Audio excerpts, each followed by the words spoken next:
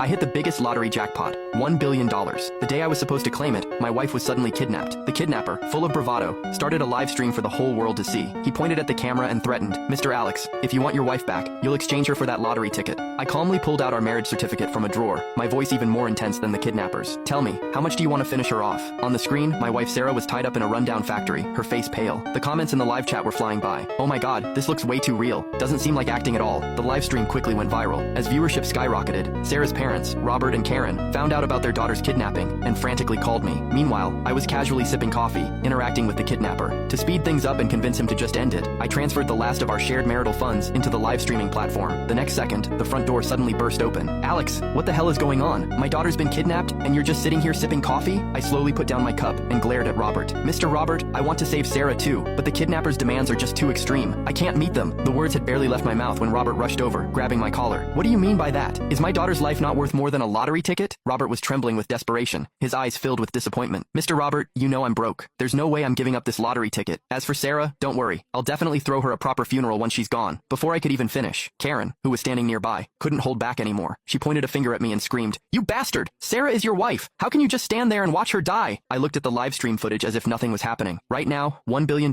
is definitely more important to me than your daughter's life. Just then, in the live stream, Sarah yelled my name at the screen. "Alex, I'm pregnant. If you don't want 2 lives lost, hand over that lottery ticket now." At her words, the comments exploded again. "What? They're kidnapping a pregnant woman? That's absolutely sick. Ugh, this poor woman. It's been so long, and her husband still hasn't done anything." Exactly. Money can be earned back, but if you lose your life, you really lose everything. As the live stream comments kept flooding in, the kidnapper grew visibly excited. He held up his phone with one hand, while the other grabbed Sarah's hair and forced her to the ground. A heart-wrenching scream for help immediately echoed through the video. "Honey, save me!" Sarah struggled to lift her head, her gaze fixed on the screen, tears still glistening in her eyes. The live stream audience was horrified by the scene, frantically pulling out their phones to call the police. Karen, seeing her daughter's miserable state on screen, stumbled and nearly fainted beside me. "Alex, did you hear that? My daughter is pregnant!" I quirked an eyebrow. "So what if it's a kid? Once I claim my prize, countless women across the country will be lining up to have my babies." After a few more screams, the kidnapper's eyes were blazing red as he stared at the screen. "Mr. Alex, I'm giving you 1 hour to decide. Money or your wife and child." Mid-sentence, he suddenly grinned. "Oh, and I should warn you, I'm not a very patient man. Every 10 minutes, I'll chop off one of your wife's fingers until she bleeds to death." I sighed softly at my phone screen. "Don't bother with the fingers. Just go straight for the head. There's no way I'm giving you that lottery ticket. Forget about it." I turned to Robert and Karen. "I don't think you two need to worry too much. The police might have already located the kidnapper by now. Even though the live stream's IP address showed it was outside the country, the police might still find him." But Robert slammed his hand on the table. "Alex, everything you have now, you owe to our family. What right do you have not to save my daughter?" He wasn't wrong. The Roberts weren't super rich, but they were far better off than me, a guy who came from humble beginnings. Even my current job was thanks to Robert's connections.